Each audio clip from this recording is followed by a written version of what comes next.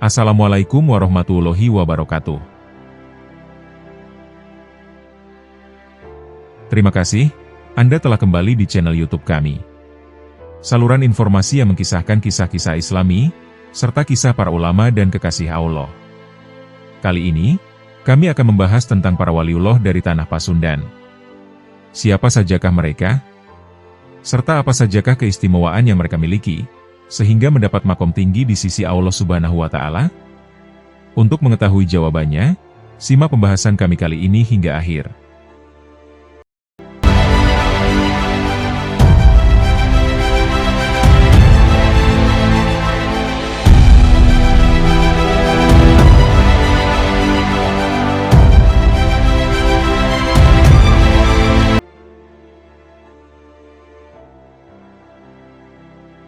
Sunan Gunung Jati. Tak dapat disangkal, penyebaran Islam oleh Wali Songo terkonsentrasi di pesisir utara Jawa Tengah dan Jawa Timur. Terbukti 5 dari 9 anggota Wali Songo bermakam di Jawa Timur, sedangkan 3 lainnya dimakamkan di Jawa Tengah. Hanya satu yakni Sunan Gunung Jati yang dimakamkan di Jawa Barat, lebih tepatnya di wilayah Cirebon. Sunan Gunung Jati diberkahi umur panjang dan bermanfaat, yakni sekitar 120 tahun. Beliau bernama asli Syarif Hidayatullah, atau ada yang menyebutnya Sayyid Kamil. Selain di Cirebon, beliau juga melakukan dakwah di Kerajaan Pajajaran, Galuh, hingga Banten. Syarif Hidayatullah lahir pada tahun 1448 Masehi, putra ulama Abdullah Umdatuddin bin Ali Nurul Alam. Nasab dari pihak ayah berurutan dari Abdullah bin Ali Nurul Alam bin Jamaluddin Al-Husain, hingga sampai Rasulullah Shallallahu Alaihi Wasallam di Kairo, Mesir. Silsilah nasab itu berdasarkan Kitab Negara Kertabumi. Sementara ibunya bernama Nyai Rara Santang adalah putri dari Raja Pajajaran, Sri Baduga Maharaja Prabu Siliwangi. Sang ibu kemudian memeluk Islam dengan gelar Syarifah Mudaim. Syarif Hidayatullah menjadi Raja Cirebon usai menggantikan kakak ibunya, yakni Raden Walang Sungsang. Beliau tiba di Cirebon pada 1470 Masehi, pada usia 22 tahun, dan dilantik menjadi Cirebon pada 1479 Masehi, dengan mendapat dukungan dari Kerajaan Demak. Penobatan menjadi Raja Cirebon ini membuat Syarif Hidayatullah diberi gelar Maulana Jati, yang kemudian dijuluki Sunan Gunung Jati. Catatan sejarah banyak yang mengungkap, bahwa Syekh Nurjati atau Syekh Datuk Kahfi merupakan guru Sunan Gunung Jati. Sebelum tiba di Cirebon, beliau pernah lebih dulu singgah di Pasai untuk memperdalam Islam. Saat masih di Mesir, beliau belajar Islam kepada ayahnya, dan ulama-ulama di Timur Tengah. Sementara, Syekh Nurjati merupakan guru dari Pangeran Cakrabuana, paman Sunan Gunung Jati. Sehingga, Syekh Nurjati adalah penyebar Islam pertama di Cirebon dan Sumedang, Jawa Barat. Sunan Gunung Jati tak hanya memiliki seorang istri. Beliau menikah dengan Nyi Rara Jati, anak dari Syekh Nurjati, dan dikaruniai 2 orang putra, yakni Pangeran Jayakelana dan Pangeran Bratakelana. Kemudian pernikahan selanjutnya dengan Nyi Mas Pakungwati, putri dari pamannya sendiri, yaitu Pangeran Cakrabuana. Pernikahan ini membuat kerajaan Cirebon menjadi berbasis Islam, setelah Syarif Hidayatullah diangkat menjadi Raja Cirebon. Saat menjadi raja, beliau meletakkan asas-asas Islam. Pada masa itu pula, Sunan Gunung Jati diangkat menjadi Dewan Dakwah Wali Songo, untuk menggantikan Sunan Ampel yang telah wafat. Pernikahan selanjutnya dengan Nyi Kawung Anten, seorang adik dari penguasa lokal Banten dengan memberikan sepasang putra-putri, yakni Ratu Wulung Ayu dan Maulana Hasanuddin. Ratu Wulung Ayu lalu mengikuti suaminya ke India, sedangkan Maulana Hasanuddin meneruskan dakwah Islam dengan mendirikan kerajaan Banten dan menjadi raja pertama. Sunan Gunung Jati juga diketahui pernah menikahi wanita Tionghoa bernama Ong Tinio, dan berhasil mengajaknya memeluk Islam. Hal ini dipertegas dengan keberadaan keramik bercorak Tionghoa di makam Sunan Gunung Jati. Pernikahan tersebut berawal dari sebuah tantangan yang diberikan oleh Kaisar Cina, yang berhasil dijawab oleh Sunan Gunung Jati. Awalnya Kaisar Cina menganggap jawaban itu salah dengan mengusir beliau, namun pada akhirnya jawaban itu terbukti benar. Sang Kaisar lalu menyuruh pasukannya menyusul Sunan Gunung Jati untuk menemuinya. Selain itu, beliau juga berhasil mengajak seluruh prajurit perang Kaisar Cina yang jumlahnya ribuan untuk memeluk Islam. Sunan Gunung Jati dianggap sebagai wali pelindung tanah Pasundan. Karena telah mengislamkan daerah itu, dari dialah berasal kedua dinasti Islam yang kemudian menguasai Jawa Barat. Sunan Gunung Jati dengan cepat diterima masyarakat saat mengajarkan agama Islam, padahal saat itu masih dianggap orang asing Arab. Akan tetapi, ia mampu mengislamkan masyarakat yang mayoritas beragama Hindu. Syarif Hidayatullah menggunakan pendekatan sosial budaya untuk dakwahnya, sehingga ajarannya dapat dengan mudah diterima oleh masyarakat. Dakwah Sunan Gunung Jati berfokus di pesisir Pantura dari Cirebon hingga ke barat Pulau Jawa, termasuk Sunda Kelapa atau Jakarta. Beberapa kota penting beliau jadikan objek dakwah, dengan memanfaatkan fasilitas kekuasaan, dan kemampuan untuk melakukan akulturasi budaya. Metode penyebaran agama Islam yang dilakukan oleh Sunan Gunung Jati menggunakan metode kesenian gamelan yang mudah diterima oleh warga Cirebon. Bagi siapa saja yang ingin melihat pertunjukan gamelan, dianjurkan untuk mengucapkan syahadat terlebih dahulu. Sunan Gunung Jati juga menjadi pemrakarsa berdirinya Kerajaan Banten di tengah perjuangan melawan ekspansi Portugis. Penggunaan metode lebih halus dilakukan setelah beliau pulang berhaji bersama putranya Maulana Hasanuddin. Sosok Sunan Gunung Jati dikenal sebagai seorang waliullah kutub yang dianugerahi banyak karomah. Salah satu karomah Sunan Gunung Jati adalah beliau merubah pohon menjadi emas. Peristiwa ini terjadi ketika Syarif Hidayatullah hendak pergi menunaikan ibadah haji ke Mekah. Saat itu, beliau dibekali uang oleh ibunya sejumlah 100 dirham. Di tengah perjalanan, beliau dihadang oleh kawanan perampok. Namun beliau dengan tersenyum menyerahkan semua uangnya, yang berjumlah 100 dirham tadi, yang merupakan bekal yang diberikan oleh ibundanya. Sang perampok masih tidak percaya, kalau beliau hanya memiliki uang itu. Mereka masih memaksa untuk mendapatkan uang lagi dari Syarif Hidayatullah.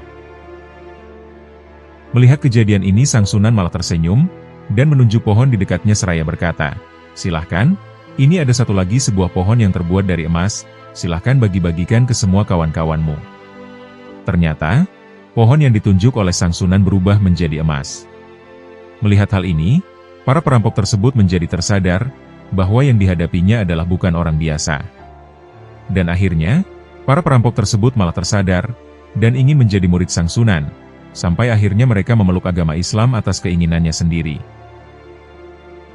Dalam babat lain diceritakan, bahwa Sunan Gunung Jati mampu berjalan di atas air. Dikisahkan pada babat yang sama, beliau berangkat dari Mesir ke Pulau Jawa, yang mengharuskannya menyeberangi lautan. Bukannya menyeberangi lautan menggunakan perahu, Sunan Gunung Jati malah menyeberangi lautan hanya dengan berjalan. Karomah yang dimiliki oleh Sunan Gunung Jati lainnya adalah, beliau dapat memindahkan istana Hindu Pakuan ke alam gaib. Hal tersebut dilakukan, karena para pendeta Hindu menolak untuk memeluk Islam, dan pindah dari istana Pakuan. Nampaknya mereka bersikeras untuk tetap berada di istana Pakuan. Dengan adanya hal ini, maka Sang Sunan memindahkan istana Hindu tersebut ke alam gaib, beserta para pendetanya. Bagi yang mau memeluk Islam tetap tinggal di istana Pakuan di dunia nyata. Dan bagi yang tidak ingin memeluk Islam, mereka harus mau ditempatkan di luar ibu kota Pakuan. Sehingga, orang-orang inilah yang konon menjadi cikal bakal suku Baduy, yang diketahui tinggal di pegunungan daerah Banten. Mereka dikenal sebagai 40 keluarga yang tinggal di Baduy Dalam, sebagai penerus 40 pengawal istana Pakuan. Dan bagi yang tidak terpilih menjadi anggota 40 keluarga, maka mereka kemudian tinggal di Baduy luar. Sunan Gunung Jati memiliki karomah lainnya, yaitu salah satunya beliau dapat mengeluarkan bala tentara tikus. Kejadian ini terjadi ketika beliau membantu peperangan antara Kerajaan Demak dalam melawan Kerajaan Majapahit. Dalam peristiwa peperangan tersebut, beliau mengibaskan surban yang dipakainya. Sehingga, muncullah bala tentara tikus yang sangat banyak jumlahnya, yang kemudian membantu prajurit Demak Alam perang melawan pasukan Majapahit. Hal ini membuat pasukan Majapahit kocar-kacir dan lari tunggang langgang, karena serangan dari bala tentara tikus ini yang sangat membabi buta. Pada tahun 1552 Masehi, Maulana Hasanuddin lalu ditunjuk oleh ayahnya menjadi Raja Banten. Kala itu, Banten merupakan wilayah pelabuhan yang dijajah Portugis. Misionaris Kristen oleh Portugis dibendung oleh Sunan Gunung Jati dan putranya, yakni Maulana Hasanuddin. Sunan Gunung Jati wafat pada tanggal 19 September 1569 dalam usia 121 tahun. Beliau dimakamkan di Gunung Sembung yang berada di Desa Astana, Kecamatan Gunung Jati, Kabupaten Cirebon. Raden Kian Santang. Prabu Kian Santang atau Raden Sangara, atau dikenal dengan sebutan Syekh Sunan Rohmat Suci, beliau adalah putra Sri Baduga Maharaja atau Prabu Siliwangi, sang Raja Pajajaran. Ketika dewasa, ia belajar agama Islam di Mekah, dan mengubah namanya menjadi Galantrang Setra. Meski berbeda keyakinan dengan sang ayah yang memeluk Hindu, Kian Santang tetap menjadi penyebar agama Islam di wilayah Pajajaran. Raden Kian Santang lahir pada sekitar abad ke-15, dan merupakan anak Prabu Siliwangi dari istrinya yang bernama Nyai Subang Larang. Ia memiliki dua saudara kandung yang bernama Walang Sungsang atau Pangeran Cakrabuana, sang pendiri kerajaan Cirebon, dan Rara Santang, ibu Sunan Gunung Jati. Sejak kecil hingga remaja, Kian Santang dilatih ilmu bela diri, hingga tumbuh menjadi sosok kesatria Pajajaran. Ketika sudah mahir dalam bela diri, Kian Santang mengisi waktunya dengan berburu ke hutan. Karena keahliannya, ia pun mudah untuk mendapatkan hewan buruan menggunakan panahnya. Hal itu membuat Prabu Siliwangi sangat bangga, dan kemudian mengangkatnya menjadi senopati Pajajaran. Kian Santang pun tumbuh menjadi kesatria yang gagah perkasa, dan tidak ada yang bisa mengalahkannya. Selama hidup di istana, Kian Santang serba kecukupan, tetapi merasa kurang mengenal jati dirinya. Ia juga merasa jenuh karena tidak ada satupun kesatria yang mampu mengalahkannya. Konon, Kian Santang kemudian mendatangi peramal untuk mengetahui lawan tangguh yang dapat menandinginya. Ia diberikan petunjuk bahwa orang yang dapat menandinginya adalah Sayyidina Ali dari tanah Arab.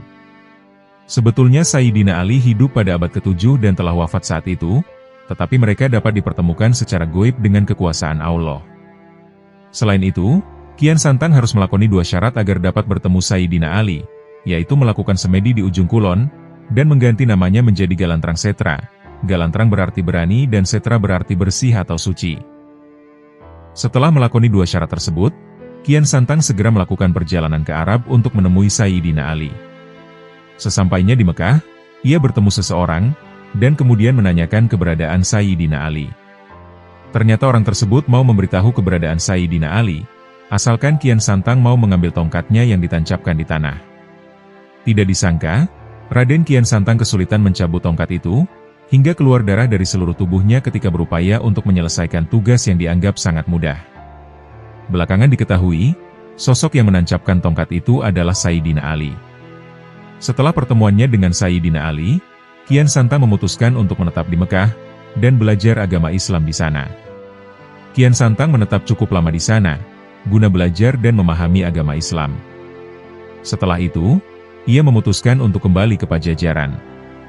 Sesampainya di Pajajaran, ia menemui sang ayah dan kerabatnya untuk menceritakan pengalamannya selama mengembara ke tanah Arab. Kian Santang kemudian mengajak Prabu Siliwangi untuk memeluk Islam, begitu juga dengan rakyat Pajajaran, tetapi ajakan itu ditolak. Meski ajakannya ditolak oleh Prabu Siliwangi, Raden Kian Santang tetap menyebarkan agama Islam di pelosok Pasundan.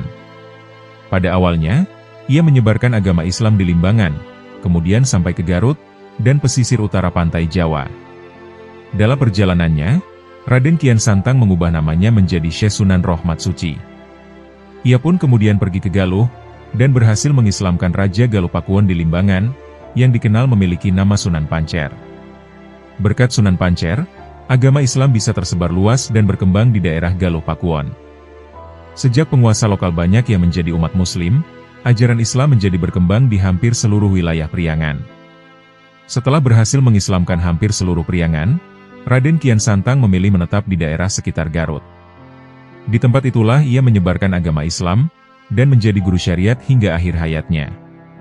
Tidak diketahui kapan Raden Kian Santang meninggal, tetapi masyarakat lokal meyakini makamnya terletak di lereng Gunung Karacak, yang berada di Kecamatan Karangpawitan, Kota Garut. Syekh Abdul Muhyi.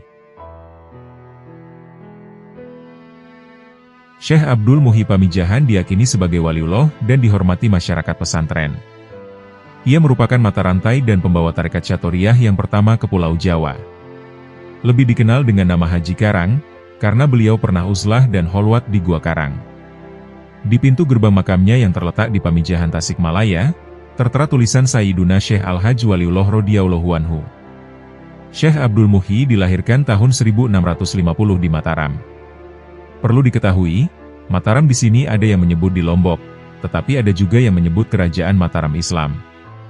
Ayahnya bernama Sembah Lebe Wartakusumah, seorang bangsawan Sunda keturunan Raja Galuh Pajajaran, yang saat itu bagian dari Kerajaan Mataram Jawa.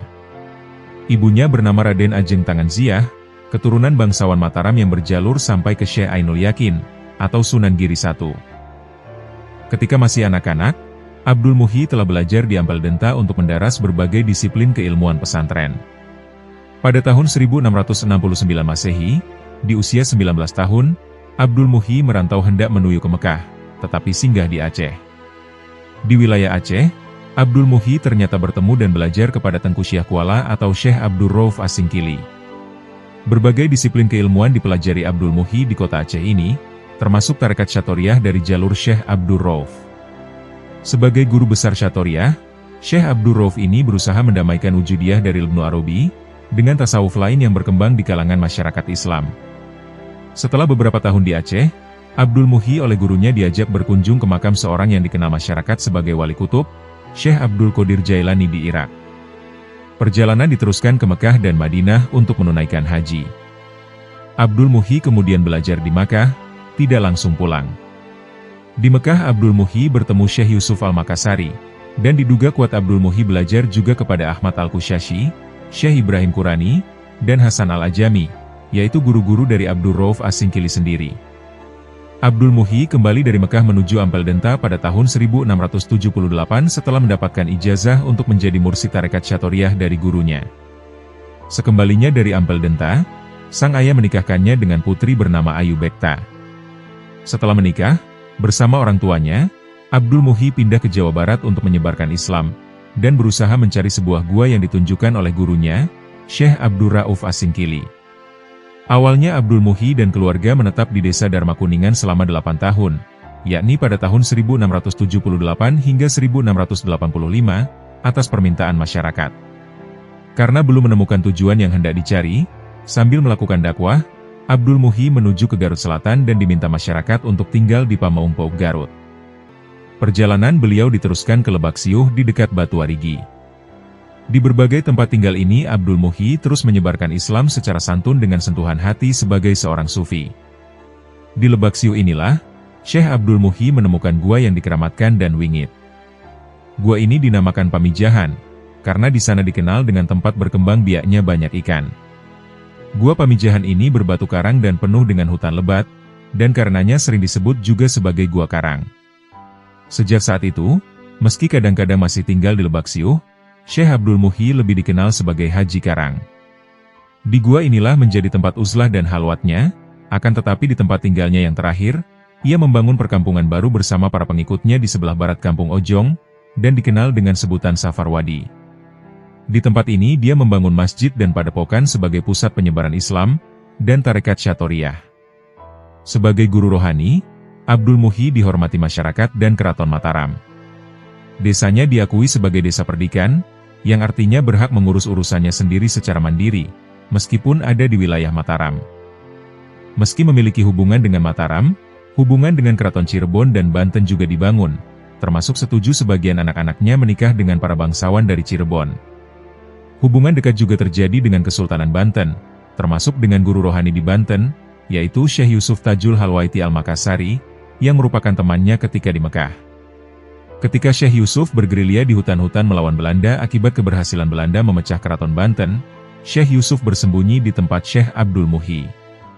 Di samping sebagai seorang pendidik, seorang mujahid dalam menyebarkan Islam, seorang yang dikenal memiliki kemampuan linuih, Syekh Abdul Muhyi juga dikenal sebagai seorang penulis. Yang mana, Syekh Abdul Muhyi juga dikenal banyak menulis kitab dalam disiplin tarekat Syatoriah. Syekh Abdul Muhyi meninggal pada 1730 Masehi atau 1151 Hijriah, dalam usianya yang ke-80 tahun. Jenazah beliau kemudian dimakamkan di Pamijahan, yaitu di Bantar Kalong, Tasikmalaya bagian selatan, dan makamnya hingga saat ini menjadi makam yang sering diziarahi oleh masyarakat NU, dan masyarakat Islam pada umumnya. Syekh Nora. Area makam ziarah tempat Prabu Haryan Kencana, atau Boros Ngora, atau Said Ali bin Muhammad bin Umar, seorang ulama penyebar agama Islam di wilayah itu bersemayam, memang berada di kawasan hutan lebat seluas 57 hektar. Terjadinya situ Lengkong Panjalu juga tidak terlepas dari sejarah kerajaan Panjalu. Konon sekitar abad 7, hiduplah seorang raja Panjalu bernama Prabu Sanghyang Boros Ngora. Dia memimpin Panjalu dengan adil dan bijaksana, sehingga ia sangat dicintai rakyatnya. Boros Ngora pada waktu itu beragama Hindu, dan kerajaan Panjalu adalah kerajaan Hindu. Suatu waktu, Boros Ngora berkelana dengan maksud mencari ilmu pengetahuan. Hingga sampailah ia di sebuah tempat yang di sekitarnya terdiri dari bebatuan dan pasir. Rupanya, tanah yang diinjaknya itu adalah tanah suci Mekah, dan di sanalah ia berguru kepada Sayyidina Ali, yang dikenalnya Sakti Mandraguna. Prabu Sanghyang Boros Ngora pun menguasai ilmu sejati, yakni agama Islam, yang membawa pada keselamatan dunia dan akhirat. Setelah itu, dia pulang membawa oleh-oleh dari sahabat Nabi berupa pakaian kehajian, pedang dan air zam-zam. Air zam-zam dibawanya dalam sebuah gayung yang permukaannya bolong-bolong, pemberian ayahnya Prabu Sanghyang Cakradewa. Dengan izin yang maha kuasa, ia dapat membawa air zam-zam itu pulang ke tempat asalnya, yakni di Panjalu.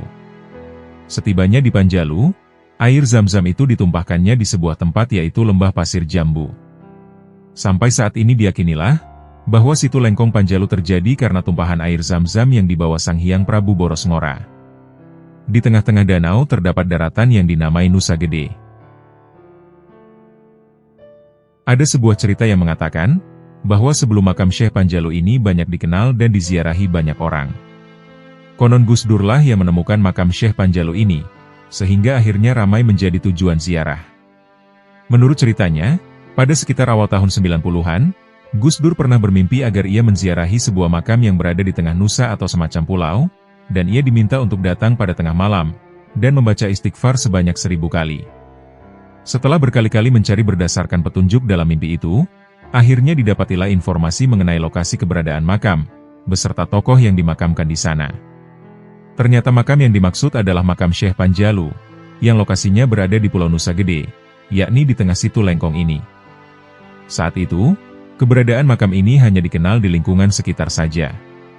Setelah Gus Dur memperkenalkan kepada masyarakat, bahwa yang dimakamkan di sana adalah seorang waliullah, tempat ini pun akhirnya menjadi ramai dikunjungi oleh para peziarah. Bahkan ketika Gus Dur menjadi presiden, ia juga turut membantu memperbaiki sarana dan prasarana di Panjalu, sehingga lokasi tersebut semakin nyaman dikunjungi oleh para peziarah. Syekh Kuro. Syekh Kuro adalah salah satu ulama penyebar agama Islam pertama di tanah Sunda. Nama aslinya adalah Syekh Hasanuddin, atau Syekh Kurotul Ain, atau Syekh Mursahadatillah. Makam Syekh Kuro terletak di Pulau Bata, Desa Pulau Kalapa, Kecamatan Lemahabang, Kabupaten Karawang, Jawa Barat. Dalam sejarahnya diceritakan awal mula penyebaran Islam di Karawang, bermula ketika Syekh Kuro mendirikan pondok pesantren yang bernama Pondok Kuro. Ia memiliki arti tempat untuk belajar Al-Quran pada tahun 1418 Masehi atau 1340 Saka. Di pesantren inilah pertama kali dibangun sebuah masjid di Karawang yang sekarang menjadi Masjid Agung Karawang. Syekh Kuro adalah penganut mazhab Hanafi, yang datang ke Karawang bersama para santrinya. Di antara para santri beliau adalah Syekh Abdul Rahman, Syekh Maulana Madskur, dan Nyai Subang Larang. Syekh Kuro kemudian menikah dengan Ratna Sondari Putri dari Ki Gedeng Karawang, dan dari pernikahan itu lahirlah seorang putra yang bernama Syekh Ahmad, yang menjadi penghulu pertama di Karawang. Syekh Kuro memiliki seorang santri yang berjasa dalam menyebarkan ajaran agama Islam di Karawang, yaitu bernama Syekh Abdullah Dargom, alias Syekh Darugem bin Jabir Modafah, alias Syekh Maghribi keturunan dari Sayyidina Utsman bin Affan, yang kelak disebut dengan nama Syekh Bentong alias Tango. Syekh Bentong memiliki seorang istri yang bernama Siu Teo, dan mereka mempunyai seorang putri yang diberi nama Siu Banci. Ketika usia anak Syekh Kuro dan Ratna Sondari sudah beranjak dewasa, Syekh Kuro menugaskan santri-santri yang sudah cukup ilmu pengetahuan tentang ajaran Islam, seperti Syekh Abdul Rahman dan Syekh Maulana Madskur, untuk menyebarkan ajaran Islam ke bagian selatan Karawang, tepatnya ke Kecamatan Teluk Jambe, Ciampel, Pangkalan, dan Tegalwaru sekarang. Habib Keling. Keberadaan Habib Keling bagi masyarakat Indramayu merupakan anugerah Allah yang begitu besar. Konon, berkat keramat Habib Keling yang dimakamkan di tepi laut wilayah Indramayu, tepatnya di Kecamatan Kerangkeng, beliau itu sempat selamat dari musibah banjir yang datang dari laut. Habib Keling datang ke Indonesia bersama Syekh Kuro untuk menyebarkan Islam di wilayah Indonesia. Saat itu, Habib Keling dan Syekh Kuro sama-sama menetap di Karawang. Namun dengan beberapa alasan Syekh Kuro pergi ke Pakistan, sedangkan Habib Keling pergi ke Cirebon untuk menyebarkan Islam. Dalam perjalanan menuju ke Cirebon, Habib Keling mengalami hal yang tidak diduga. Perahu yang dibawa Habib Keling tiba-tiba rusak dan tenggelam di wilayah pantai ujung Tua Kerangkeng, sehingga mau tidak mau beliau harus singgah dan menetap di pantai tersebut. Setelah menetap di Kerangkeng, Habib Keling tetap menjalankan misinya yaitu menyebarkan Islam di tanah Jawa dan saat itu di wilayah Kerangkeng Indramayu. Sehingga, masyarakat Kerangkeng dan sekitarnya sangat tidak asing dengan sosok Habib Keling. Dalam catatan sejarah versi lain, Habib Keling bukan keturunan Timur Tengah, namun beliau asli orang Indonesia. Hal ini melihat nama belakang beliau yaitu Keling. Keling adalah salah satu wilayah dari Kerajaan Samudra Pasai, yang sekarang menjadi wilayah Aceh. Habib Keling merupakan Habib yang memiliki nama asli Umar bin Abdullah. Habib Abdullah yang merupakan ayah dari Habib Keling merupakan Habib yang berdakwah, dan bertempat tinggal di wilayah Mangga II, Jakarta. Habib Keling yang merupakan keturunan ulama Jakarta menyebarkan Islam ke Cirebon, dan terdampar di pantai ujung Tua Kerangkeng, serta dimakamkan di pantai tersebut. Kewalian dan keramat yang dimiliki Habib Keling sering dirasakan oleh masyarakat sekitar, baik saat Habib Keling masih hidup maupun sudah meninggal. Para peziarah biasanya datang di acara Kliwonan, meskipun di hari-hari biasa juga banyak yang menziarahi makam Habib Keling. Sunan Pancer. Membicarakan sejarah Kabupaten Garut tidak akan lepas dari Kabupaten Limbangan yang merupakan cikal bakal pembentukannya. Peran serta kaum ulama yang menyebarkan Islam hingga mewarnai corak kehidupan masyarakat Garut pun tak kalah pentingnya. Tak heran, sebagian kalangan menilai Garut dijuluki sebagai kota ulama, karena banyaknya sumbangsi para ulama dalam membina masyarakat Garut. Salah satu tokoh ulama sekaligus Umaro, yang perannya tak bisa diabaikan pada masa awal penyebaran Islam di pedalaman Jawa Barat, khususnya Garut, adalah Sunan Cipancar. Selain eksis dalam penyebaran Islam, ia pun merupakan tokoh yang menurunkan keluarga bupati-bupati Limbangan. Hal itu sebelum kemudian dengan alasan politis, Limbangan dipindahkan dan berubah menjadi Kabupaten Garut. Karena itulah, tak salah jika masyarakat Garut menziarahi makam Sunan Cipancar di Desa Pasirwaru, Kecamatan Balubur, Limbangan. Hal itu penting selain sekadar berdoa dan memberikan penghormatan atas jasa-jasanya dalam menyebarkan Islam, juga untuk menelisik kembali alur sejarah Kabupaten Garut, termasuk pesan-pesan moral yang diamanatkan para leluhur masyarakat Garut sendiri, dalam menata bangunan kehidupan masyarakatnya. Sumber resmi Pemkab Garut dan Pemprov Jabar melalui websitenya menyebutkan, awalnya pemegang kekuasaan Limbangan adalah Dalem Prabu Liman Senjaya, cucu dari Prabu Siliwangi dan anak dari Prabu Layakusuma. Prabu Liman Senjaya lalu diganti oleh anaknya yang bernama Raden Wijaya Kusuma I, alias Sunan Cipancar. Akan tetapi literatur lain menjelaskan, yang disebut sebagai Wijaya Kusuma I adalah kakeknya Sunan Cipancar, yaitu Sunan Rumenggong. Kabupaten Limbangan semula merupakan sebuah kerajaan daerah bawahan Kerajaan Besar Pakuan Pajajaran bernama Kerajaan Kertarahayu, yang didirikan Sunan Rumenggong di kawasan Gunung Poronggo Limbangan sekitar 1415 Masehi. Sunan Rumenggong bernama asli Jayakusuma atau Wijaya Kusuma I, atau Ratu Rara Inten Rakean Layaran Wangi atau Jaya Permana, atau Gagak Rancang. Sunan Rumenggong. Sunan Rumenggong, yang juga dikenal sebagai Syekh Maulana Muhammad, adalah tokoh penting dalam sejarah penyebaran agama Islam di Garut, Jawa Barat. Sunan Rumenggong adalah simbol keberanian dan dedikasi dalam menyebarkan agama Islam di Jawa Barat. Sunan Rumenggong memiliki nama asli Syekh Maulana Muhammad. Ia dianugerahkan sederet gelar, mulai dari Sunan Rumenggong, Prabu Jayakusuma, Sangkaranten, dan Rakean Layaran Wangi. Sunan Rumenggong adalah keturunan Prabu Siliwangi dari Nyi Putri Inten Dewata, dan saudara dari Ratu Timbang Anten. Sunan Rumenggong adalah tokoh penyebar agama Islam di Nusantara, khususnya di Garut, Jawa Barat. Ia mendirikan Kerajaan Kertarahayu pada tahun 1415 Masehi, yang berpusat di Kampung Buniwangi Poronggol, Desa Ciwangi, Kecamatan Limbangan, Garut, Jawa Barat. Dalam mengatur tata kelola kerajaan, Sunan Rumenggong menggunakan asas keislaman. Asas ini dikenal dengan asas kesiliwangian melalui pendekatan Tritantu di Buana, yang meliputi Sili Asah, Sili Asih, dan Sili Asuh. Sunan Haruman. Syekh Jafar Siddiq adalah tokoh penyebar agama Islam di wilayah Garut Utara. Syekh Jafar Siddiq juga dikenal sebagai Sunan Haruman, atau Mbah Wali Jafar Siddiq, atau Syekh Jafar Siddiq. Menurut cerita masyarakat, Syekh Jafar Siddiq menyebarkan agama Islam di wilayah Garut Utara pada abad ke-17, dan masih merupakan keturunan dari Sunan Cipancar. Syekh Jafar Siddiq adalah tokoh dari Garut yang tidak memiliki riwayat hidup yang tertulis. Cerita mengenai Syekh Jafar Siddiq ini hanya tersebar secara lisan, dan biasanya diturunkan secara turun-temurun.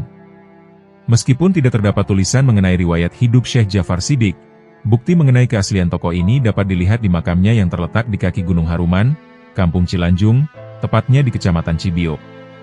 Kisah yang paling terkenal dari Syekh Jafar Siddiq adalah kisah ketika ia pergi untuk melaksanakan ibadah haji ke Arab Saudi.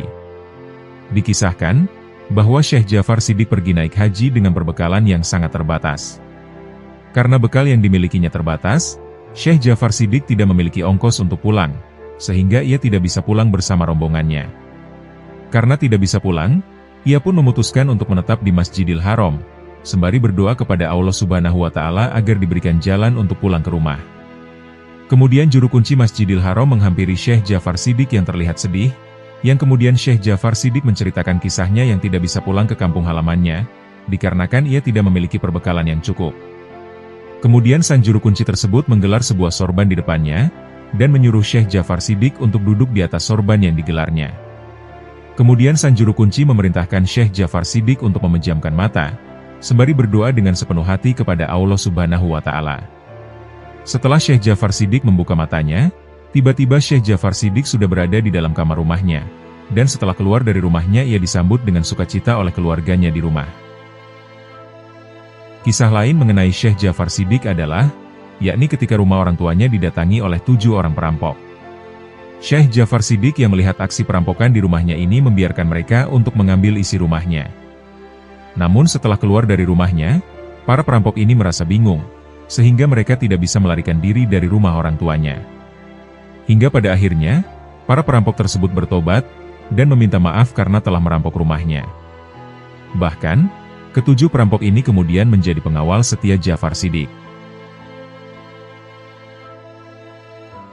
Kiai Ahmad Zakaria. Mama Kiai Ahmad Zakaria, atau dikenal Mama Eyang Rende, beliau adalah tokoh penyebar syiar Islam yang cukup populer di Jawa Barat. Mama Eyang Rende dikenal sangat sederhana, karena semasa hidupnya sang kiai sudah terbiasa hidup keras. Sosoknya kini sudah tiada, dan petilasannya berada di Desa Rende, Kecamatan Cikalongwetan, Kabupaten Bandung Barat, Jawa Barat. Beliau meninggal pada tahun 1939. Adapun kompleks pemakaman beliau berdekatan dengan rumah beliau, yang ditempatinya semasa hidupnya di Kampung Rende. Dahulu Mama Rende adalah tukang pembuat aci. Namun, setelah merasa bahwa usaha dagangannya selama ini terus merugi, beliau memutuskan berhenti dari profesinya, dan berniat mengaji dengan sungguh-sungguh. Setelah itu, Mama Rende berangkat menemui Eyang Perbu Cigondewah.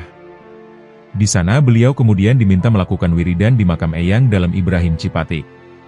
Ketika sedang wiridan di malam hari, datanglah seekor harimau mengganggu Eyang Rende. Spontan beliau bertarung melawan harimau tersebut, dan konon pertempuran berlangsung sepanjang malam hingga subuh.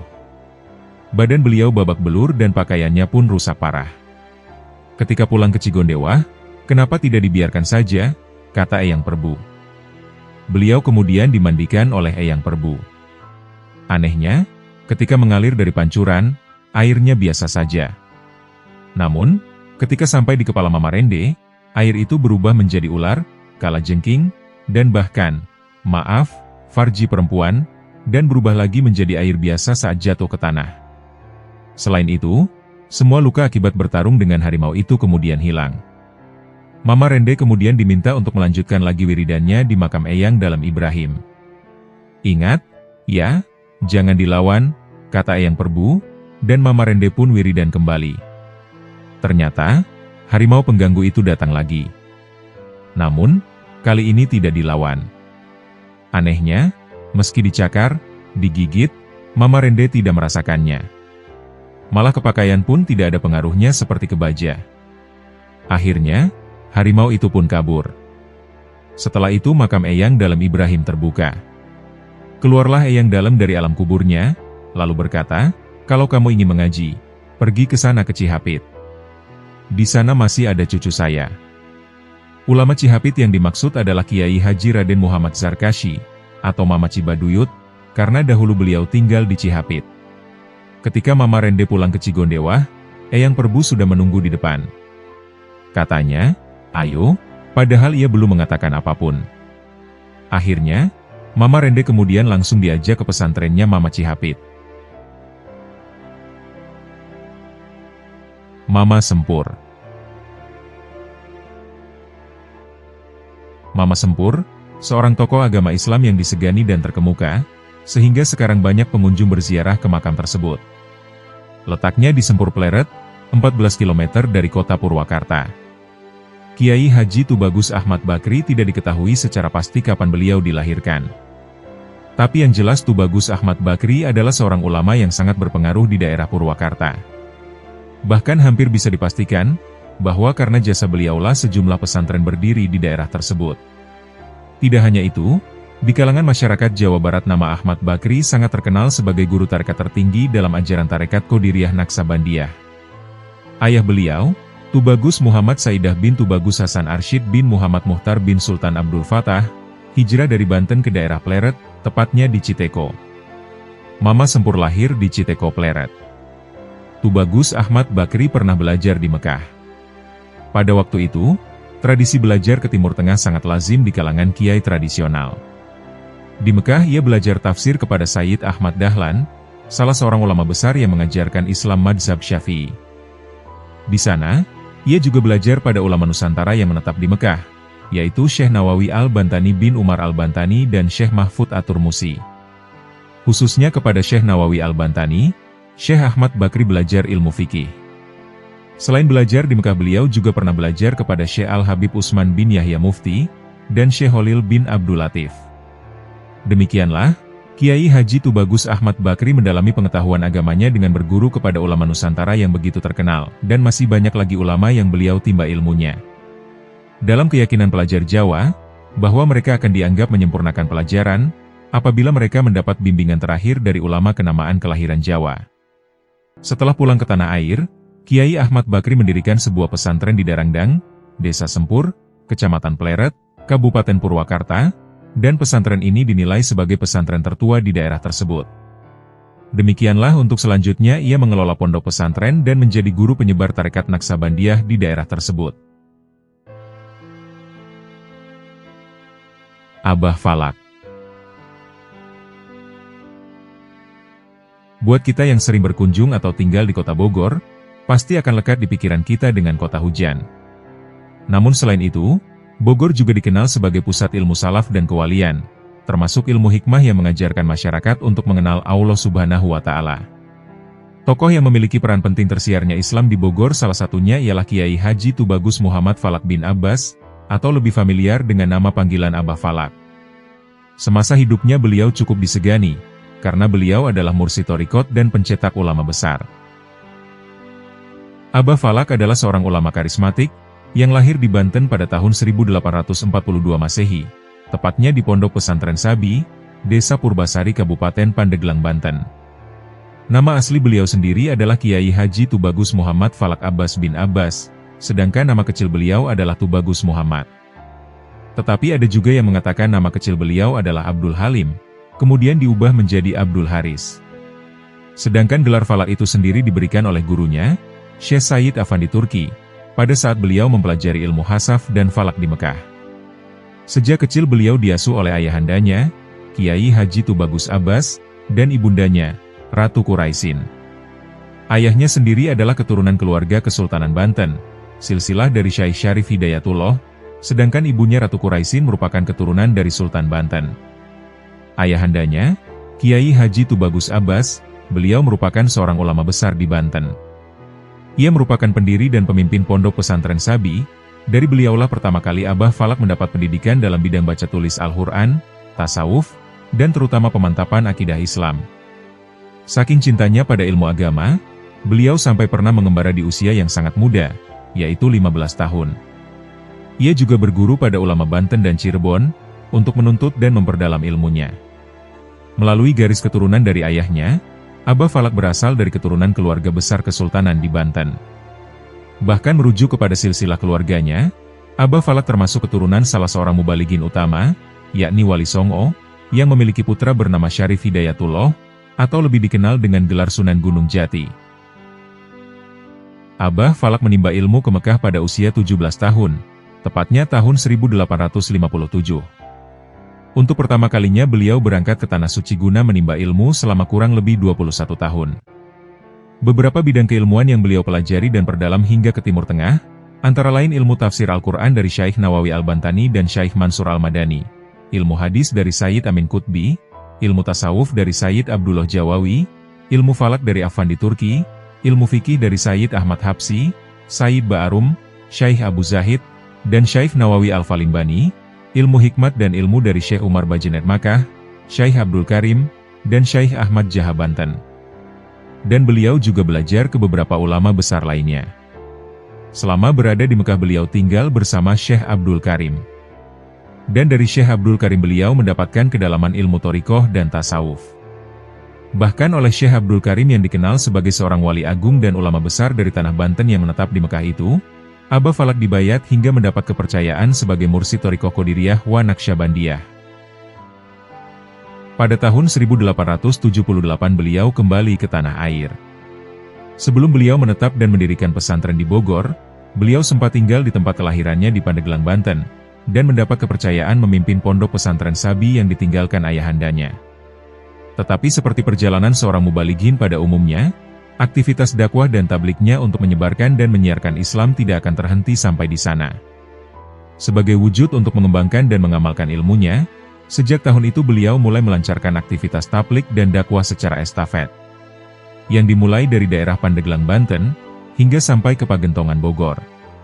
Konon, pada masa itu masyarakat Pagentongan masih kental diwarnai kultur kehinduan, bahkan sebagian besar dari mereka masih akrab dengan praktek perdukunan, seperti teluh, santet, pelet, dan segala bentuk ilmu guna-guna lainnya. Keadaan seperti itu masih terus berlangsung hingga 20 tahun menjelang wafatnya Kiai Haji Falak. Namun berkat kegigihan, ketulusan, dan kesabaran syiar Islam yang dilakukan oleh Abah Falak, dengan melalui dakwah, tablik, dan pendekatan kepada masyarakat setempat, perlahan-lahan pengaruh animisme itu mulai terkikis, dan ditinggalkan oleh masyarakat di sana, hingga akhirnya masyarakat Pagentongan menjadi masyarakat Islami yang berpedoman kepada Al-Quran dan hadis. Di Pagentongan pulalah beliau kemudian mempersunting seorang istri yang bernama Siti Fatimah. Dan dari Siti Fatimah beliau kemudian dikaruniai seorang putra yang bernama Tubagus Muhammad Thohir, atau yang lebih dikenal dengan Bapak Aceng. Dari Tubagus Muhammad Thohir ini lahirlah beberapa orang cucu dan buyut, yang sekarang beberapa diantaranya mengabdi di pesantren Al-Falak dan sekitarnya. Menurut sejarah, Abah Falak bermukim di Pagentongan hingga akhir hayatnya. Abah Sepuh. Biografi singkat Kiai Haji Abdullah Mubarak, atau Abah Sepuh. Kiai Haji Abdullah Mubarak merupakan pendiri sekaligus sesepuh pondok pesantren Suryalaya, yang berada di Pagerageung, Kabupaten Tasikmalaya, Provinsi Jawa Barat. Kiai yang akrab disapa Abah Sepuh merupakan seorang mursyid tarekat Qadiriyah wa Naqsyabandiyah, yang diangkat sebagai mursyid tahun 1908. Abah Sepuh lahir pada tahun 1836 di Kampung Cicalung, Kecamatan Tarikolot, Kabupaten Sumedang. Saat ini, kampung tersebut masuk ke dalam Desa Tanjung Sari, Kecamatan Pagerageung, Kabupaten Tasikmalaya. Waktu kecil ia belajar mengaji kepada ayahnya, Raden Nurapraja yang bekerja sebagai upas kecamatan. Kemudian, ia dibesarkan oleh uaknya yang dikenal sebagai Kiai Jangkung. Sejak kecil, ia sudah gemar mengaji dan mesantren, dan membantu orang tua serta keluarga. Selain itu, ia juga suka memperhatikan kesejahteraan masyarakat. Setelah menyelesaikan pendidikan agama dalam bidang akidah, fikih, dan lain-lain di tempat orang tuanya, ia melanjutkan menimba ilmu agama ke pesantren Sukamiskin Bandung. Di pesantren Sukamiskin, ia mendalami ilmu fikih, nahwu, dan sorof. Selain di pesantren tersebut, ia juga belajar tarekat kepada Syekh Tolhah di Trusmi Cirebon, dan Syekh Holil Bangkalan Madura. Pada tahun 1890, ketika usianya setengah abad, ia membuka pengajian. Mula-mula di Kampung Tundangan, kemudian ke Kampung Cisero. Dan baru tahun 1902, ia pindah ke Kampung Godebak. Karena itulah ia dikenal dengan sebutan Ajengan Godebak. Pada tahun 1905, ia mendirikan pesantren Suryalaya yang ternyata menarik minat masyarakat, kemudian berkembang subur, dan masih berdiri dan berkembang hingga sekarang. Pada tahun 1907, guru tarekatnya dari Cirebon, Syekh Tolhah, sempat mengunjungi pesantren Godebak. Gurunya tersebut melihat pesantren sebagai masa depan cerah untuk mengembangkan ilmu agama, termasuk tarekat. Maka, sekitar tahun 1908, dalam usianya yang ke-72 tahun, ia diangkat secara resmi sebagai guru dan pemimpin pengamalan Thariqah Qadiriyah wa Naqsyabandiyah oleh Syekh Tolhah. Di dalam tarekat itu, ia juga memperoleh bimbingan ilmu tarekat, dan bertabaruk kepada Syekh Holil Bangkalan Madura, dan bahkan memperoleh ijazah khusus sholawat Bani Hashim. Mengenai sejarah diijazahkannya sholawat Bani Hashim adalah sebagai berikut. Waktu itu, Abah Sepuh mendapat tugas dari gurunya, Syekh Tolhah Kalisapu Cirebon. Abah Sepuh ditugaskan untuk bertabaruk, serta belajar sholawat Bani Hashim kepada ahlinya, yaitu Syekh Holil Bangkalan Madura. Pada waktu itu, Abah Sepuh harus berjalan kaki dari Cirebon ke Madura, bersama 11 orang murid-murid Syekh Tolhah lainnya. Sehingga, semua rombongan berjumlah 12 orang. Singkat cerita, sampailah mereka ke Alas Roban, sebuah hutan yang berada di antara Pekalongan dan Kendal. Waktu itu hari menjelang malam, dan sudah saatnya sholat maghrib. Lalu, ke-12 orang itu semua memasuki masjid, yang saat itu ada orang tua yang sudah berdiri menjadi imam. Orang tua itu lantas membaca niat dengan bacaan, Usoli Fardol Maghribi, pitik ireng, pitik putih, wedus gembel, mendo, kebo, pada melebu kabeh, maring kandenge, Allahu Akbar. Yang artinya, saya niat sholat maghrib, ayam hitam, ayam putih, kambing, domba, kerbau, semuanya masuk ke dalam kandangnya masing-masing, Allahu Akbar. Begitu mendengar imam membacakan hal itu, spontan seluruh rombongan membubarkan diri dari barisan jamaah sholat maghrib, kecuali Abah Sepuh. Kemudian satu demi satu dari mereka kembali lagi ke Cirebon. Lain halnya dengan Abah Sepuh. Begitu selesai sholat, imam menoleh kepada Abah Sepuh yang tinggal seorang diri. Selanjutnya sang imam berkata sambil tersenyum.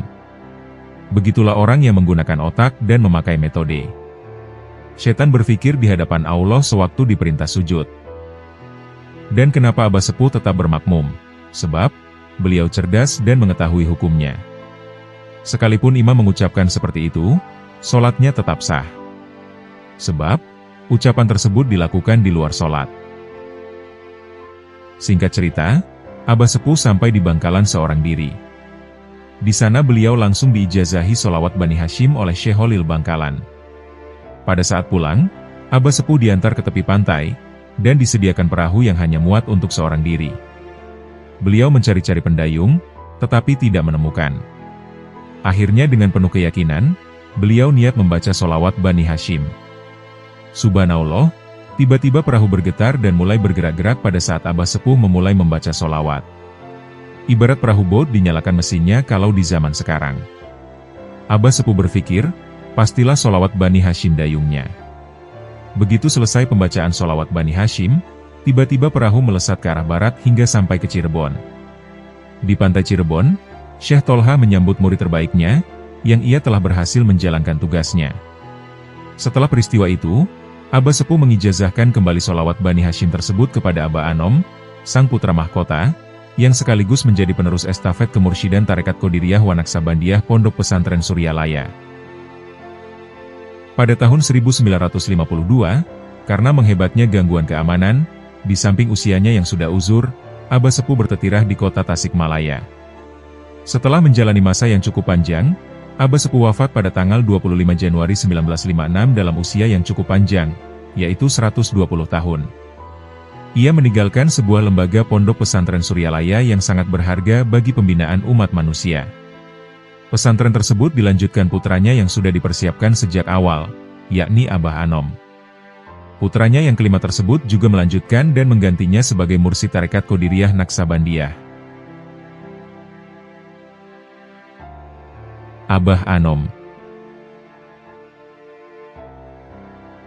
Tokoh wali ini lebih dikenal dengan nama Abah Anom. Dalam bahasa Sunda, Abah Anom berarti Kiai Muda. Nama aslinya ialah Kiai Haji Ahmad Sohibul Wafatajul Arifin. Ia lahir pada 1 Januari 1915 di Kampung Suryalaya, Tasikmalaya, Jawa Barat. Ia adalah putra dari Syekh Abdullah Mubarak bin Nur Muhammad, atau Abah Sepuh, pendiri pesantren Suryalaya, dan ibu yang bernama Hajah Juhriyah. Menurut Abah Guru Sekumpul, mursyid tarekat Samaniyah, Abah Anom adalah lautan thariqah. Kalam dari Abah Guru Sekumpul tersebut kemudian dibalas oleh Abah Anom, bahwa Abah Guru Sekumpul adalah lautan ilmu. Abah Anom mengawali pendidikan dari ayahnya sendiri, sehingga Abah Sepuhlah yang mengajarinya dasar-dasar ilmu agama. Pendidikan formalnya ditempuh saat ia berusia 8 tahun dengan bersekolah di sekolah dasar di Ciamis. Lalu, ia melanjutkan pendidikannya dengan masuk sekolah tingkat menengah di Ciawi, Tasikmalaya. Sejak tahun 1930, ia nyantri ke beberapa pesantren di Jawa Barat, karena orang tuanya berkeinginan, agar Abah Anom kelak dapat menggantikan posisi ayahnya sebagai pengasuh pesantren Suryalaya. Semula Abah Anom nyantri di sebuah pesantren di Cicariang, Cianjur. Kemudian, pindah ke pesantren Jambu Dwipa Cianjur selama lebih dari 2 tahun. Ia lalu pindah ke pesantren Gentur Cianjur yang saat itu diasuh oleh Ajengan Syatibi. 2 tahun kemudian, tepatnya sejak tahun 1935 sampai 1937, ia melanjutkan pendidikan di pesantren Cireungas Cimelati Sukabumi, yang saat itu diasuh oleh Ajengan Aceng Mumu, seorang ahli hikmah dan ilmu silat. Di pesantren terakhir inilah, ia mulai mematangkan keilmuannya, tidak hanya di bidang keilmuan Islam, tetapi juga dalam ilmu bela diri dan lain-lain. Berbekal keilmuannya, Abah Anom memberanikan diri menikahi gadis bernama Siti Ruyanah pada usia 23 tahun. Tak lama kemudian, tepatnya pada tahun 1938, ia berangkat ke Tanah Suci Makkah untuk menunaikan ibadah haji sekaligus menuntut ilmu. Kala bermukim di Makkah selama kurang lebih 7 bulan, ia sangat rajin mengikuti pertemuan bandungan di Masjidil Haram yang disampaikan guru-guru yang berasal dari Makkah dan Mesir. Ia juga aktif mengunjungi ribat Naksabandi di Jabal Gubaisi, untuk muzakaroh atau mengaji kitab tasawuf karya Syekh Abdul Qadir Al-Jailani, yakni kitab Sir Al-Asror dan Goniat At-Tolibin, kepada Syekh Romli, seorang ulama besar dari Garut. Sepulang dari Makkah, Abah Anom ikut serta memimpin pesantren Suryalaya mendampingi ayahnya. Namun, karena tahun 1939 sampai 1945 merupakan masa-masa menjelang kemerdekaan, ia lebih aktif sebagai pejuang yang turut menjaga keamanan dan ketertiban NKRI. Ketika terjadi gerakan Darul Islam di Jawa Barat, ia memutuskan segera bergabung dengan TNI untuk melawan gerakan tersebut. Dengan demikian, pada masa akhir sampai awal kemerdekaan, ia sangat berkontribusi dalam menjaga kedaulatan NKRI, baik dari penjajahan bangsa asing maupun dari gerakan makar saudara sebangsa sendiri. Karena kedekatannya dengan Allah, beliau juga dikenal sebagai seorang alim yang mempunyai kelebihan yang diberikan Allah. Banyak sekali kesaksian tentang karomah atau kelebihan yang dimiliki oleh Abah Anom. Berikut ini adalah kisah-kisah karomah dari Abah Anom Suryalaya. Cerita ini diambil dari ceramahnya Kiai Haji Muhammad Gaus Saifullah Al-Maslul, atau Ajengan Gaos. Beliau adalah salah satu wakil talqin Thariqah Qadiriyah Naksabandiyah, Pondok Pesantren Suryalaya Tasikmalaya, Jawa Barat. Kiai Haji Maksum memiliki seorang istri yang sedang mengandung. Menurut vonis dokter, kondisi istri Kiai tersebut bukanlah kehamilan normal, yang biasanya terjadi pada seorang wanita. Istri Kiai Haji Maksum ternyata divonis menderita kanker, dan harus segera dioperasi. Sang Kiai akhirnya datang ke Suryalaya, dan ingin bertemu dengan Abah Anom. Tujuan kedatangannya adalah untuk meminta doa beliau, agar istrinya diberi kelancaran saat operasinya nanti. Ketika Kiai Maksum mengutarakan maksudnya tersebut, Abah hanya berkata, "Iya, "Jadi manusia," ucap Abah Anom. Maksudnya adalah, dengan izin Allah, semoga kandungan istri Kiai Maksum menjadi manusia. Dan ternyata, baru saja istri Kiai Maksum satu langkah keluar dari rumah Abah Anom, dia tiba-tiba merasakan gerakan-gerakan dalam rahimnya itu. Subhanallah, kontan saja istri Kiai Maksum kaget, dan langsung memeriksakan kandungannya ke dokter. Apa yang dikatakan dokter sungguh mengagetkan. Dokter pun sama terkejutnya dengan Kiai Maksum dan sang istri. Dengan izinnya, melalui doa kekasihnya, segumpal daging yang asalnya akan diangkat tersebut, ternyata berubah menjadi sesosok manusia kecil yang menggemaskan, dan berjenis kelamin laki-laki. Kelak di kemudian hari, bayi tersebut diberi nama Sufi Firdaus. Hingga saat ini, ia masih hidup sehat, dan mengabdikan dirinya untuk menjadi murid dari Abah Anom. Diceritakan oleh Kiai Haji Komarudin, yang merupakan wakil talqin senior Abah Anom. Beliau menuturkan, bahwa ada salah seorang pemuda jago di dunia persilatan yang tidak disebutkan nama aslinya. Pada suatu hari, pemuda tersebut mendatangi Abah Anom, dengan maksud menantang untuk berduel dengannya. Hal itu lantaran pemuda tersebut mendengar kemasyhuran nama Abah Anom. Akan tetapi, Abah Anom dengan suara lembutnya menolak tantangan pemuda tersebut. Beliau mengatakan bahwa dirinya tidak bisa apa-apa. Setelah beberapa kali mendapat penolakan dari Abah Anom, ternyata pemuda tersebut semakin geram dan marah. Sehingga, ia berusaha menerjang badan Abah Anom yang sedang duduk bersila. Tetapi apa yang terjadi? Pemuda tersebut terpental seraya menjerit. Padahal, Abah Anom tiada bergerak sama sekali dari tempat duduknya. Kiai Haji Muhammad Ali Hanafiah Akbar, itulah nama seorang kiai yang berasal dari Surabaya. Tidak terbayangkan, kiai pemimpin pesantren tersebut adalah mantan jagoan jalanan. Ini berdasarkan cerita beliau sendiri, bahwa dirinya sejak kecil tidak kepikiran punya cita-cita jadi kiai, apalagi memimpin pesantren. Akan tetapi, cita-citanya sejak kecil adalah ingin menjadi seorang jagoan. Keinginannya yang sangat kuat inilah, membuatnya sangat gigih di dalam mendalami ilmu kanuragan atau ilmu bela diri. Bahkan, setiap ada orang yang terkenal jago silat, pasti bakal ia datangi. Berbekal ilmunya tersebut, Ali berusaha menjadi jagoan jalanan di Surabaya dan akhirnya ia pun hijrah ke Jakarta. Dan di Jakarta, ia menjadi tukang pukul salah satu perusahaan. Bahkan, karena kemampuannya berkelahi yang tidak terkalahkan, ia pernah dikontrak oleh Edi Tansil untuk mengamankan proyek besar. Ternyata hidayah merubah jalan hidup jagoan ini. Ia kemudian bertemu dengan salah seorang murid Abah Anom. Dan entah apa yang terjadi di dalam hatinya, terbesitlah keinginannya bertemu dengan Abah Anom, Mursyid Thariqah Qadiriyah wa Naqsyabandiyah. Ia pun kemudian pergi dari Jakarta, bermaksud menemui Abah Anom. Dan maksudnya pun terlaksana, dan ia mendapat talqin zikir oleh Abah Anom. Setelah itu, Abah Anom menyuruhnya pulang. Rupanya, setelah itu hatinya berkecamuk, dan ia pun kemudian mengeluh, jauh-jauh datang dari Jakarta cuma diajarin zikir. Tetapi ada sesuatu yang terjadi setelahnya. Ketika dalam perjalanan, mulutnya terasa terkunci, enggan berbicara kepada siapapun. Bahkan ia disangka orang stres. Dari diamnya ia merasa Abah Anom selalu di sampingnya, dan mengajarinya berbagai macam ilmu tentang agama. Dan entah kenapa, setelah mulut mau berbicara kembali, tiba-tiba ia sudah bisa ceramah mengenai ilmu-ilmu agama. Di kemudian hari, akhirnya beliau mendirikan pesantren, dan mendapat khirkah sebagai wakil talqin Abah Anom di Surabaya. Ketika Abah Sepuh wafat pada tahun 1956, Abah Anom harus mandiri sepenuhnya dalam memimpin pesantren. Dengan rasa ikhlas dan penuh ketauladan, Abah Anom gigih menyebarkan ajaran Islam. Di samping melestarikan dan menyebarkan ajaran agama Islam melalui metode Thariqah Qadiriyah Naqsyabandiyah, Abah Anom juga sangat konsisten terhadap perkembangan dan kebutuhan masyarakat.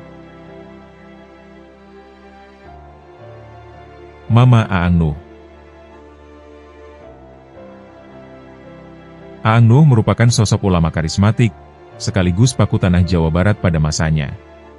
Nama lengkapnya adalah Mama Abdullah Haq Nuh, bin Syekh Ahmad Syatibi Gentur, bin Syekh Muhammad Said, bin Syekh Abdul Qadir Cihanut Ciawi Tasikmalaya, bin Syekh Nur Hajid, bin Syekh Nur Katim, bin Sembah Dalem Bojong, bin Waliullah Syekh Abdul Muhi Pamijahan, yang tembus hingga Rasulullah Shallallahu Alaihi Wasallam. Beliau merupakan putra dari Mama Ajengan Kaler, atau Syekh Ahmad Syatibi Gentur, sosok waliullah yang merupakan guru besar ulama tanah Pasundan kala itu. Sebab dari tangan beliaulah terlahir banyak ulama yang tersebar di berbagai penjuru Nusantara hingga dunia.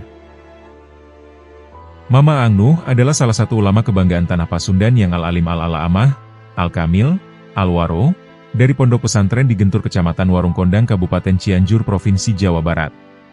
Siapa yang tak kenal akan sosok Aang Nuh, yang mana beliau begitu terkenal dengan ketinggian akan ilmu agamanya, bahkan dari segi karomah pun sudah banyak orang yang membuktikan dan menyaksikannya. Semasa hidupnya, Aang Nuh begitu masyhur sebagai ulama yang sangat harum namanya.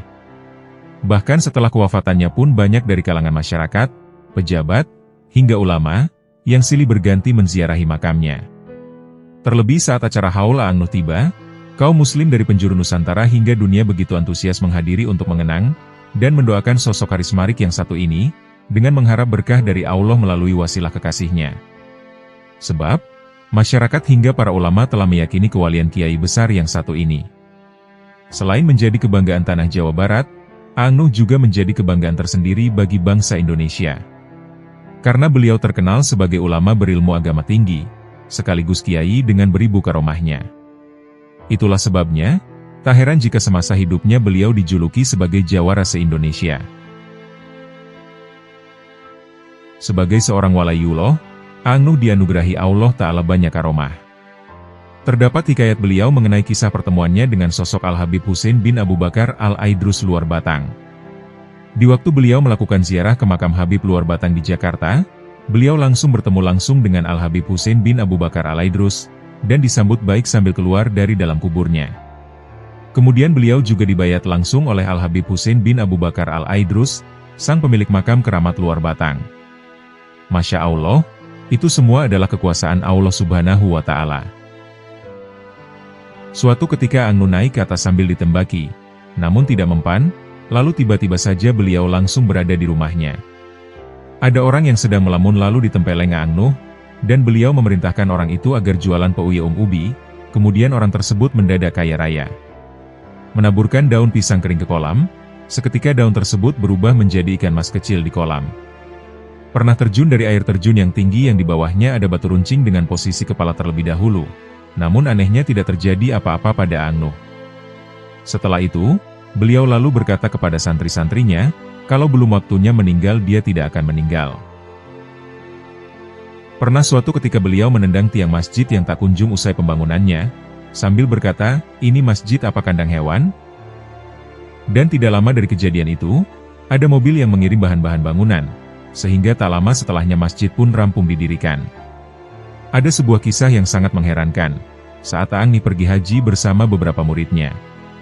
Tiba-tiba ada dua orang pria yang menghampiri dan mencium tangan Aang Nuh, maka bingunglah murid-muridnya sebab kedua pria itu asing bagi mereka, dan baru pertama kali melihatnya. Lalu salah seorang murid mengejar kedua pria itu dan bertanya dengan bahasa Arab, mengapa Anda berdua tiba-tiba mencium tangan guru saya? Tanya murid dari Aang Nuh. Kedua pria itu lalu menjawab, tadi kami didatangi seseorang dan orang itu menunjuk kepada guru Anda. Lalu ia berkata, ciumlah tangan beliau karena beliau termasuk tentara Imam Mahdi di akhir zaman. Ada sebuah kisah yang disaksikan langsung oleh seorang kakek, ketika dahulu tahun 1978 saat si kakek mengawal Aang Nuh berziarah ke makam kakeknya, yaitu Syekh Abdul Qadir Cihaneut Ciawi Tasikmalaya. Ada keajaiban saat itu yakni si kakek melihat langsung Aang melakukan sholat tahajud di atas air. Dan air yang dipijak Syekh Aang Nuh seperti sajadah yang menahan tubuh beliau. Ada kisah berkait karomah Aang Nuh dengan karomah Mama Gelar. Beliau berdua merupakan dua ulama masyhur dari Cianjur. Suatu ketika saat Mama Gelar mengadakan sebuah acara di pondok pesantren Gelar. Beliau mengundang Aang Nuh untuk hadir lalu pada hari yang telah dijadwalkan acara pun berlangsung dengan dihadiri banyak ulama lainnya. Saat itulah, karomah Aang Nuh yang tinggi ini terlihat. Saat itu Aang Nuh memukulkan tangannya ke kolam ikan, atas izin Allah Subhanahu wa Ta'ala. Seketika saja ikan-ikan yang ada di kolam itu pun naik ke daratan. Lalu Mama Gelar juga ikut memukulkan tangannya ke kolam. Dan atas izin Allah Subhanahu wa Ta'ala, seketika saja ikan-ikan yang ada di kolam itu pun naik ke darat dengan kondisi sudah matang. Mama Gelar lalu berkata, itulah bedanya orang yang merokok dengan yang bukan. Semua keistimewaan jika kita renungkan kembali, adalah sesuatu hal yang tidak ada yang tidak mungkin, dan tinggal bagaimana kita menyikapinya. Kembalikan semua ke Allah Subhanahu wa Ta'ala. Tiada daya dan upaya, kecuali kehendaknya. Dan jika masih banyak di antara kita yang meragukan akan keistimewaan dari seorang wali Allah, maka tidak perlu diperdebatkan lagi. Yang meyakini tinggal meyakini saja, dan yang bertentangan atau meragukan karena hal-hal yang lain harus tetap kita hormati. Semua cara pandang dan perbedaan adalah keindahan dan rahmatnya. Pada tahun 1990 Masehi, Mama Angnu Gentur berpulang ke rahmatullah. Demikianlah pembahasan kami tentang para waliullah dari tanah Pasundan. Semoga Allah Subhanahu wa Ta'ala mengumpulkan kita dengan para kekasihnya, di dunia maupun akhirat. Semoga kita dapat meneladani kepribadian akhlak para kekasih Allah, serta mengambil hikmah dari kisah-kisahnya. Dan semoga dengan apa yang telah kami sampaikan, dapat menambah ketakwaan kita kepada Allah Subhanahu wa Ta'ala. Wallahu a'lam bishawab.